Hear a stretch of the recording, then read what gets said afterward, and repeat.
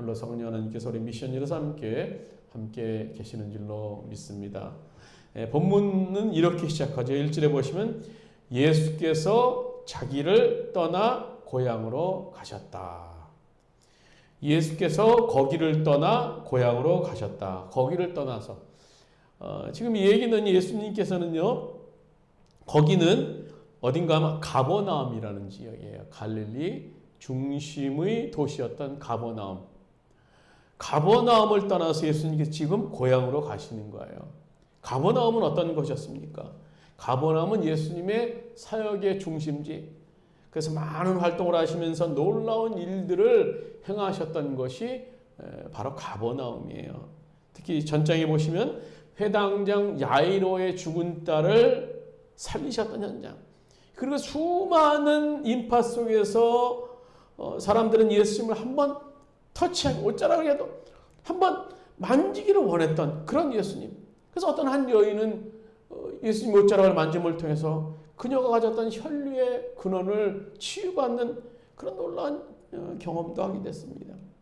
바로 예수님은 가버나움의 히로, 가버나움의 스타, 정말 모든 사람들이 선망의 대상이었던 그런 분이셨어요. 그리고 예수님께서는 그 가버나움을 떠나서 이제 고향 나사렛으로 가시는 거예요. 예수님의 출생지는 베들레헴이죠.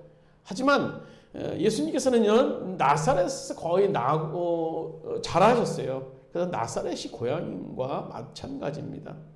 그래서 가버나움에서 예수님께서 떠나셨던 가버나움에서 고향인 나사렛까지 거리는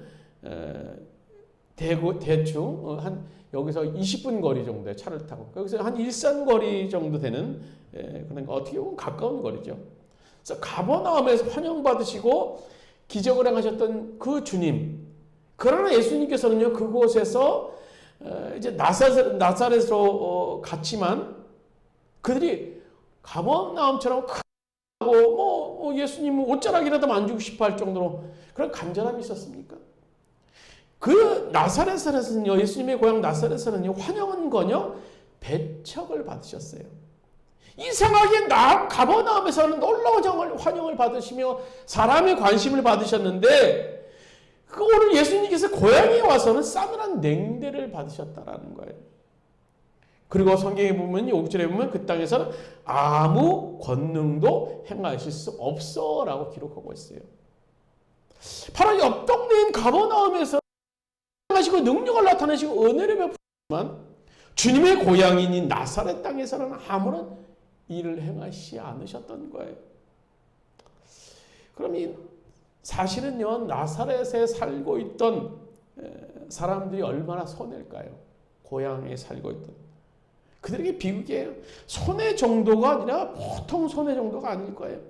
그 놀라운 주님의 영광을 목격하고도 그 주님의 영광을 경험하지 못했고 결국 주님의 능력을 체험할 수 있는 기회를 놓치고 말았던 것이 고향 사람, 오늘 예수님의 고향 사람 나사렛 사람들의 얘기예요. 주님이 오셨음에도 불구하고 주님을 통해서 나타나야 될 은혜와 사랑과 기적을 상실해버린 사람들. 왜 그랬을까요? 왜 그랬을까요? 오늘 비슷한 비극이 우리 집, 또 우리 삶의 현장에서 나에게 일어나고 있는 것은 아닌지 모르겠어요. 종종 주변의 사람들을 얘기를 보면요, 또 유튜브나 또 방송 매체를 통해서 보면요, 누구는 막 은혜를 받고 삶이 변했다라는 얘기를 듣게 되고, 또 어떤 사람은 기적 체험에서 정말 축복을 많이 받았다라는 사람들의 얘기도 또 듣게 되고, 어떤 사람은 막 죽을 병에 걸렸지만 하나님께서 치유하셨다, 그런 얘기도 들었어요. 혹시 이런 생각 해보지 않으셨나요? 나에게는 주님이 이런 기적을 왜 행하시지 않으실까? 왜 우리 집에는 왜 이런 하나님의 은혜가 없을까? 우리 집에는 응답의 표적인 하나님의 살아계신 능력이 왜 일어나지 않을까? 이런 생각 해보셨나요? 그렇다면 오늘 본문에서 그 해답을 볼 수 있어요. 예수님께서는 나사렛에서 기적을 하는 이유를 주목해 보셔야 됩니다. 왜 그랬을까요? 첫 번째로는요, 오늘 2절 3절을 보시면요, 예수님에 대한 나사렛 사람들이 익숙함이나 선입견 때문이었어요. 우리 2절 3절 말씀 같이 한 목소리 한번 읽도록 하겠습니다. 2절 3절입니다. 안식일이 되어 회당에서 가르치니 많은 사람이 듣고 놀라 이 사람이 어디서 이런 것을 얻었느냐. 이 사람이 받은 지혜와 그 손으로 이루어지는 이런 권능이 어찌 됨이냐. 이 사람이 마리아의 아들 목수가 아니냐. 그들은요 예수님의 말씀에 놀랐어요. 예수님께서 이제 고향에 돌아오셔서 가버나움에서 떠나서 나사렛에서 돌아오셔서 사람들을 모아놓고 그래도 말씀을 전하셨던 것 같아요. 근데 그들이 예수님 말씀 놀랐어요. 야, 어떻게 저렇게 정말 놀라운 말씀을 전할까? 예수님의 지혜와 능력도 그들이 인정했어요. 그런데 믿지 않았어요. 그들이. 왜 그랬습니까? 그들이 머릿속에는요 이미 예수님에 대한 고집스러울 정도의 고정관념이 박혀 있었기 때문이에요. 아, 우리가 어릴 때 봤던 그 예수 아니야? 그 예수. 목수, 마리아 아들, 그 고치질을 흘리고 우리가 봤던 걔 아니야? 걔 그냥 너무나 평범했던 걔 아니야? 그들은 예수님을 알고 있다고 생각했어요. 아, 우리가 다 알지. 그러나 사실은 예수님을 전혀 모르고 있었습니다. 그들이 알고 있다는 그 사실이 예수님을 실제로 보지 못하게 했던 겁니다. 목수, 마리아의 아들, 야고보의 형, 그 동네 거기 살던 애. 예수님이 가장 중요한 부분인 하나님의 아들이신 그 예수님을 그들은 보지 못했어요. 그것이 바로 익숙함의 함정이에요. 익숙함의 함정. 익숙함은요 관계를 편안하게 만들 수 있을지는 몰라요. 그러나 영적으로는요 치명적인 선입견을 낳을 수 있는 것이 익숙함이에요. 그들은 예수님을 너무나 잘한다고 착각했기 때문에 정작 예수님이 누구신지에 대한 진짜 모습은 보지 못했어요. 오늘날 우리에게도 이런 나사렛의 사람들의 영성이 있지 않습니까? 에이, 뭘 늘 듣던 말씀이야. 오늘 설교 보니까 그거 아마 우리 알아.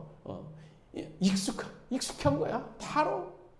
아니 그 예배, 맨날 드리는 예배지. 에이, 이렇게 예배 드리고 이제 지나가서 점심 밥 먹고 집에 가서 쉬면 돼. 응? 사람들을 바라보면서 아유, 저 인간, 저 집사, 저 권사, 원래 저래. 이게 저래 시끄럽고 저 원래 저래. 예?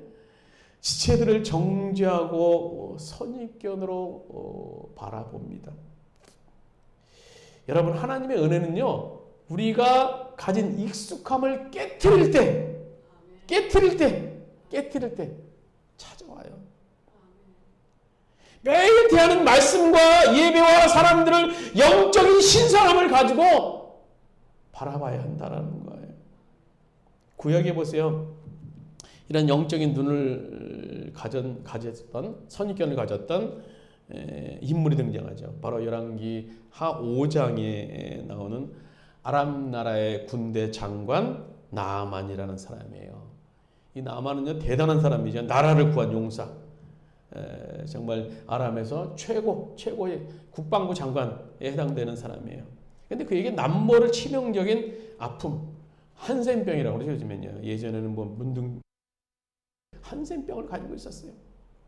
그는 병을 고치기 위해서 백방으로 노력했지만 별 효과가 없었어요.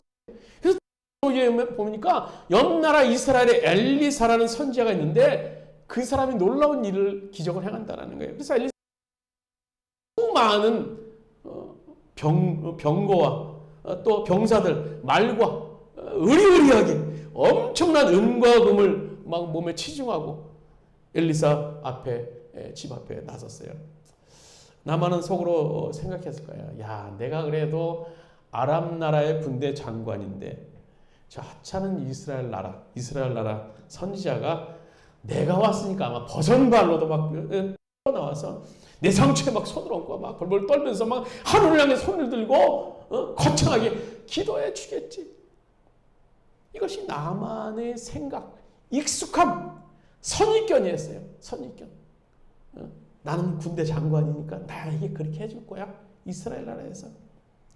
그러나 엘리사는요, 보면요, 그 얼굴조차도 비추지 않고 사환, 계집종에게 보내고서 말하죠.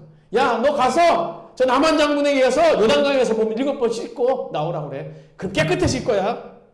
그래서 사환이, 종이 그 얘기를 남한 장군에게 전했는데 남한 장군이 가만히 있었겠습니까? 반응이 막 부룩부룩. 그래서 열왕기 5장 11절에 보면 그의 분노를 이렇게 기록하고 있어요. 우리 같이 한번 읽도록 하겠습니다. 열왕기 5장 11절입니다. 나만이 노하여 물러가며 이르되 내 생각에는 그가 내게로 나와 서서 그의 하나님 여호와의 이름을 부르고 그의 손으로 그 부위의 위를 흔들어 나병을 고칠까 하였도다. 나만의 생각, 내 생각에는 자기 기준과 선입견을 가지고 있었어요. 그 병을 가져오면서 엘리사 선지자를 만나면서, 그래서 자기 동네에는요 더 좋은 깨끗한 강도 있는데 이 더러운 이 요단강 물에 씻으라고 그러니까는 더 불쾌했다는 거예요. 내가 알던 상식과 내 생각에 지금 맞지 않아요. 지금요 나만 장군 앞에는요. 엘리사 선자의 말도 그렇고 뭐 저 더러운 요단강 물에 들어가서 씻으라고 그러는 거니까 우리 동네는 더 깨끗한 물이 많은데 아니 왜 저길 들어가는 거야. 만약 그가 끝까지 선입견을 고집했다면요 어떻게 됐을까요? 평생 한생병자로 살았을 수밖에 없겠죠. 다행히 옆에 영리한 종들이 있었어요.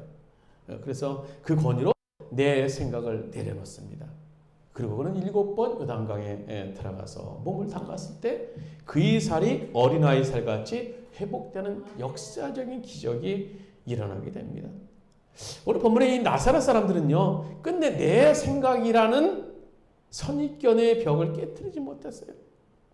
그들은 예수님을 목수의 아들, 마리아의 아들, 그 동네에서 살았던 조목 틀 안에 가둬버립니다.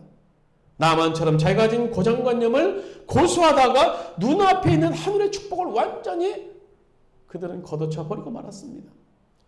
여러분, 우리에게도 이런 나사렛의 영성 혹은 나만의 선입견이 자리를 잡고 있지는 않는지 모르겠어요. 하나님의 은혜는요 영적인 타성에 젖은 익숙함을 깨트려야 돼요. 깨트릴 때 나타나는 거예요. 매주 맞이하는 하나님의 말씀을 오늘 나에게 처음 주시는 하나님의 음성으로 받는 그런 영적인 그런 프레시함, 신선함이 우리 가운데 있어야 돼요. 똑같은 말씀인데 오늘 그 속에서 살아서 역사하시는 영이 되신 그 말씀이 나에게 오늘 어떻게 말씀하실까 하는 그런 영적인 신선함이 우리들 가운데 있어야 돼요. 그 말씀 맨날 똑같아. 창세기 1장 천지를 창조하시고 똑같아. 예배 맨날 똑같아. 말씀 똑같아. 그 인간 맨날 똑같아. 변할 수 없어. 내 생각과 내 경험을 십자가 앞에 내려놓고 주님께서 십자가를 위해서 이루실 무한할 가능성을 우리가 기대해야 되는 거예요. 우리의 굳어진 선입견을 깨뜨릴 때 닫혔던 하물문이 열리고 상상하지 못했던 주님의 권능이 우리의 삶에 흘러 넘치게 될 줄로 믿습니다. 오늘 바로 나사렛 사람들이 예수님을 경험하지 못했던 첫 번째 이유는 그들의 고정관념이나 선입견 때문이에요. 두 번째는 뭡니까? 믿음의 분량만큼 역사하시는 하나님. 오늘 믿음의 분량만큼 역사하시는 예수님이십니다. 우리 5절 말씀 같이 읽도록 하겠습니다. 5절입니다.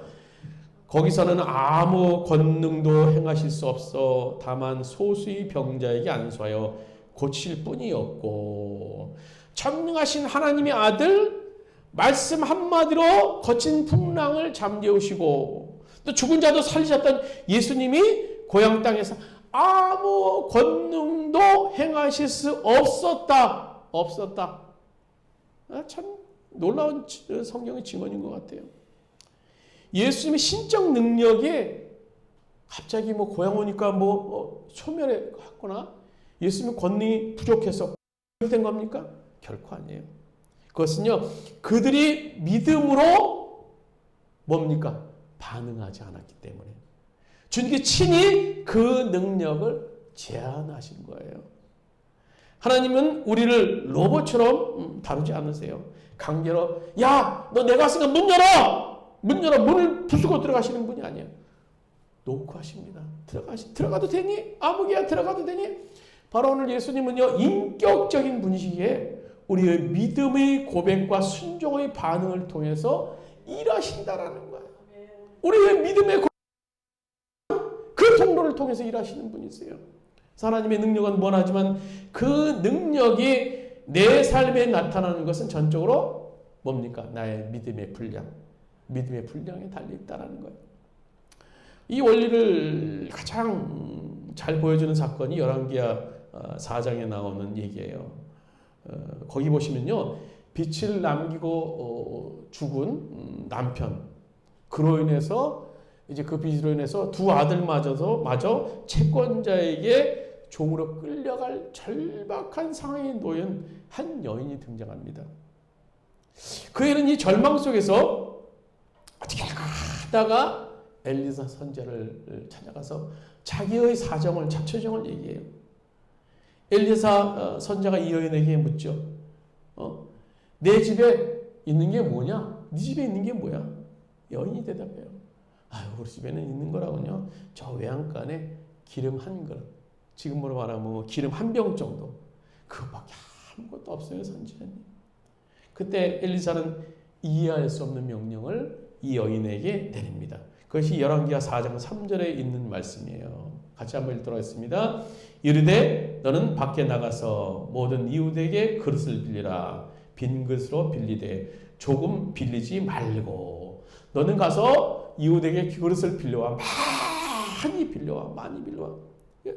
빈 그릇으로 빌려와. 뭘 다 먹으면 안 돼. 조금 빌리지 말고 많이 빌려오라고 당부를 합니다. 그래서 여인은 이해할 수 없는 말이지만 아유, 뭐 그릇을 빌려서 뭘 하려고 할까? 순종했어요. 동네방네 달리면서 그릇을 빌려왔어요. 그래서 이제 엘리사 선지자는요, 두 아들과 함께 그 여인에게 이제 방에 들어가서 그 기름병을 통해서 빈 그릇을 채우라고 말합니다. 그래서 뭐 그릇 대야부터 해가지고 모든 것을 집안에 가득 찼던 그 그릇을 막 열심히 채워요. 이 여인은 놀라는 거예요. 아니, 기름이 끝이지 않아요. 계속 채워도 또 나오고 채워도 또 나오고. 놀라운 기적이 일어납니다. 작은 병에서 기름이 막 콸콸콸 쏟아지는데 부어도 나오고 부어도 나오고 부어도 나오고 기름이 마르지 않는 거예요. 빌려온 그릇마다 막 가득가득 채우기 시작했습니다. 마침내 이 여인은 아들에게 말합니다. 야, 다른 그릇 없어? 다른 그릇 없어? 다른 그릇 가져와. 내 길을 가져와. 그때 아들이 대답해요. 엄마, 그릇이 여기까지예요. 다른 그릇이 없어요. 그게 마지막이에요. 성경은 그 순간을 이렇게 기록합니다. 열왕기하 4장 6절에 기름이 곧 그쳤더라. 기름이 곧 그쳤더라. 여러분, 기름이 왜 멈췄을까요? 하나님이 능력이 바닥났어요? 뭐 기름의 원천이 뭐 고갈되어서 그런 겁니까? 아닙니다. 기름을 담을 그릇이 없는 거예요. 담을 그릇이 없는 거예요. 떨어졌기 때문에 기름을 어떻게 더 담을 수 없어요. 기름은 그 그릇이 준비된 만큼만 흘러내렸고 그릇이 멈추자 기적도 멈춰졌던 겁니다. 이 과부의 기름 그릇이 바로 오늘날 우리의 믿음의 분량 아니겠습니까? 하나님의 은혜와 능력은 어제나 오늘이나 동일해요. 영원토록 무한하십니다. 문제는 그 무한한 능력을 믿음이 너무 작거나 아예 닫혀있다거나 하면 그 그릇을 채울 수 없게 되는 겁니다. 오늘 본문의 이 나사렛 사람들을 보십시오. 그들의 이 불신과 의심은 결국 마음의 문을 걸어 잠그겠습니다. 그리고 주님 앞에 믿음의 그릇을 단 하나도 그들은 내놓지 못했어요. 그 결과 온 인류의 구원자이며 치유자 왕 중의 왕 눈앞에 계심에도 불구하고 겨우 소수의 병자만 치움을 받았다. 영적인 현실을 그들이 맞이했던 겁니다. 빈곤한 영적인 현실.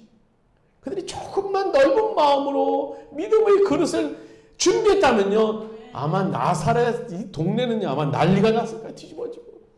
예수님이 고향이니 또 얼마나 놀라운 일들이 벌어졌겠습니까? 그러나 그것은 아무 기적도 없었어요.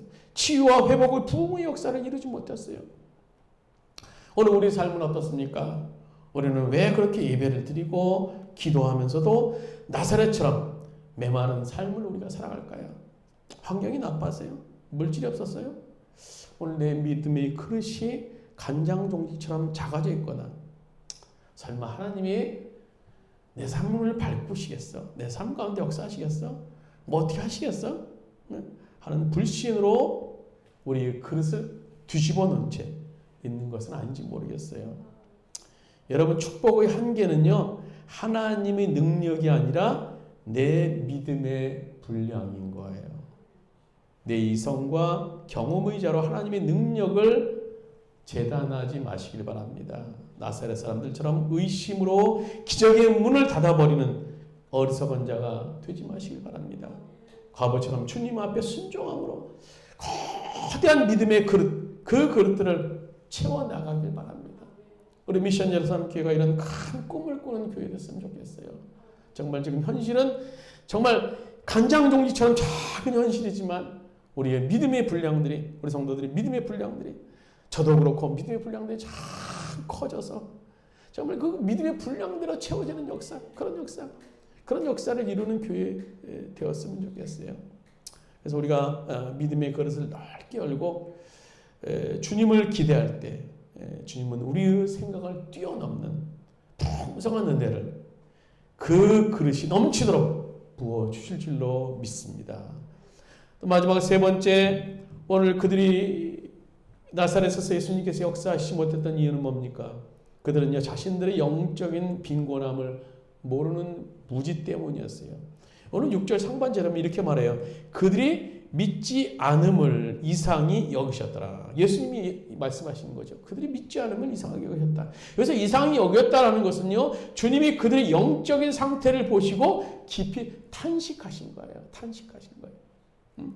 오늘 나사렛 사람들이 진짜 비극은요, 자기 눈앞에서 인류를 구원할 메시아가 와 계시고 하늘에 신령한 복이 쏟아지고 있는데도 정작 자신들에게 그것이 필요하다라는 사실조차 모르는 영적인 불감증에 지금 살고 있다는 거예요. 그들은 육신적으로 눈으로는요, 예수님을 다 안다고 자만합니다. 아유, 다 알아. 영적으로 눈이 멀고 가난한 자신들의 실상을 그들은 보지 못하게 돼요. 의사가 병을 고치려면, 환자의 병을 고치려면 어떻게 합니까? 환자가 나 어떤 병이 있어, 어떻게 아파요. 환자가 자기 병을 자각해야 돼요. 아니, 나 건강해요. 속은 다 골고 병 들었는데 건강해요. 그럼 병 못 고쳐요. 마찬가지입니다. 영적 무감각은요, 주님의 치료와 기적을 거부하는 무서운 질병일 수 있는 거예요. 오늘 하나님의 은혜를 눈앞에 두고도 영적인 자만과 무감각 때문에 기적을 잃어버린 그런 모습이 요한계시록 한 교회, 라오디게아 교회는 풍족했어요. 라오디게아 지역은요, 당시 금융과 무역, 그리고 특히 그 안약이라는 그런 아주 좋은 약들이 있어서 아주 부유한 도시였죠. 라오디게아 지역이요. 그래서 그 도시 안에 있었던 라오디게아 성도들 역시 스스로 부족함이 없다고 생각했어요. 그래서 그들은 예배당에서 모여서 이렇게 자랑했어요. 요한계시록 3장 17절에 하면 이렇게 기록하죠. 내가 말하기를 나는 부자라, 부유하여 부족한 것이 없다 하니. 그들은 돈도 많았고요, 뭐 지식도 많았고 부족한 것이 없으니 하나님의 기적이나 은혜를 간절히 사모하지 않았던 것 같아요. 영혼 육신으로 인하여 완전히 감각이 마비되어 있습니다. 그래서 그들을 바라보는 주님의 진단은 그들과 완전히 다릅니다. 오늘 요한계시록 3장 10절 하반절에 이렇게 말합니다. 내가 곤고한 것과 가련한 것과 가난한 것과 눈먼 것과 벌거벗은 것을 알지 못하는도다. 주님 보시기에 그들은요, 영적으로 가장 비참해 보였어요. 거지였어요. 영적으로 비참한 거지. 눈먼 자, 벌거벗은 자. 하지만 그들은 알지 못했다라고 성경은 말합니다. 영적인 무감각에 빠져 있으니까 주님이 문 밖에서 두드리고 계시는데도 문을 열 줄을 몰라요. 그 소리를 들 줄 몰라요. 결국 그들은 이제 주님의 책망을 받는 부끄러운 교회가 되고 맙니다. 오늘 본문의 나사렛 사람들이 바로 이 라오디게아 교회와 같다고 볼 수 있어요. 그들은 우리가 메시아의 가문을 잘 안다는 자만심으로 인한 영적인 무감각에 빠져 있었어요. 결국 어떻게 됐습니까? 주님은 나사렛이라는 동네, 그 고향을 떠나서 다른 마을로 가십니다. 나사렛은 영원히 하나님의 기적을 잃어버린 메마른 땅이 되고 맙니다. 은혜의 기회가 영영이 지나가 버린 땅. 오늘 우리들이 가장 이런 영적인 불감증에 걸려있는 것은 아닌지 모르겠어요. 영적으로 병들었는데도 여전히 육적인 안위에 빠져서 어떻게 살까? 어떻게 먹고 살 수 있을까? 육적인 것만 추구하는 현 상태를 보지 못하는, 영적인 현 상태를 보지 못하는, 그래서 하나님께서 우리의 가정에 거하실 수 없는 메마른 상태가 아닌지 모르겠어요. 오늘 바로 나사렛 사람들이 그렇게 영적으로 메마른 불감증에 걸렸던 사람들입니다. 말씀을 맺도록 하겠습니다. 여러분, 오늘 설교의 제목처럼 왜 예수님은 거기서 기적을 행하지 못하셨을까? 왜 환영받지 못하셨을까? 그것은요, 하나님의 능력이 없어서가 아니라 나사렛 사람들의 선입견, 불신. 아이, 늘 그거야, 똑같아. 뭐 예배도 똑같고, 뭐 예수님도 다 똑같아. 다 똑같아. 선입견과 불신, 그리고 믿음의 불량, 또 영적인 무감각이 주님의 손과 발을 묶어버렸기 때문인 겁니다. 내 생각과 자만을 깨뜨리지 않으면요, 내 믿음의 그릇을 열지 않으면, 그리고 영적인 가난함을 인정하며 주님 앞에 부르짖지 않는다면요, 주님은 나사렛을 떠나 사모하는 다른 심령에게 가실 수밖에 없는 겁니다.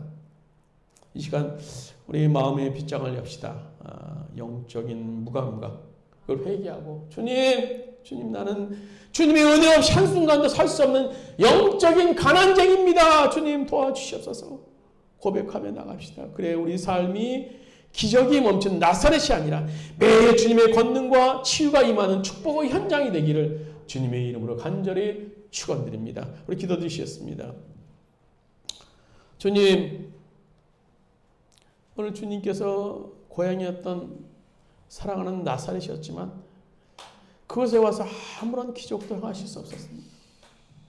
나사렛 사람들의 그 선입견, 나사렛 사람들의 그 영적인 무지함, 그 나사렛 사람들이 주님을 올바로 바라보지 못하는 그런 아주 영적으로 닫혀버린 그들의 모습 때문인 줄 믿습니다. 오늘 우리 가정에 주님께서 오셨지만 오늘 나사렛 사람처럼 우리가 주님을 바라보는, 또 우리 교회가 주님을 바라보는 눈이 그 선입견 고정관념에 묶여있지는 않습니까? 또 영적인 불감증에, 또 믿음의 분량이 너무나 작아서 주님께서 우리 가정에, 우리 교회에 머물러 있기를 원하지 않고 있는 것은 아닌지 모르겠어요. 주님 바라보기는 우리의 믿음의 분량이 크기를 합니다. 우리의 영적인 상태를 바라보기를 합니다. 늘 주님이 주시는 새로운 말씀 속에서, 새로운 설교 속에서 주님을 깨달을 수 있는 놀라운 역사들이, 주님을 경험할 수 있는 역사들이 오늘 우리 가운데 일어날 수 있도록 주 인도하여 주시옵소서. 그 말씀하실 바를 들을 수 있도록 인도하여 주시고, 주님을 바라볼 수 있는 영적인 눈이 깨울 수 있도록 인도하여 주셔서 주님과 동의하는 삶을 사는 우리 모든 미션이로서 함께 성도들 될 수 있도록 주 인도하여 주시옵소서. 이제는 우리 주 예수 그리스도의 은혜와 하나님 아버지의 무한하신 사랑하심과 보혜사 성령님의 감동되지 교통하시는 주님, 오늘 나사렛에서 주님께서 오셨지만 그 놀라운 분, 왕 중의 왕, 치유자, 해결자가 오셨지만 그분을 알지 못하고 여전히 박대했던, 여전히 배척했던 오늘 그 미련한 나사렛 사람, 그 사람이 되지 않고 정말 주님이 오셨을 때 환영하며 주님을 받아들이며 주님을 인정하며 주님 앞에 고백하는 아름다운 삶을 통해서 주님이 우리 가정에 머물고 주님이 우리의 교회에 머물러서 풍성한 결실을 맺기로 하는 우리 모든 미션을 섬기 성도들 머리 위에, 그의 가정에서 합정과 직장이 이 땅의 모든 교회 위에 이제부터 언제까지 함께 하시기를 간절히 축원하옵나이다.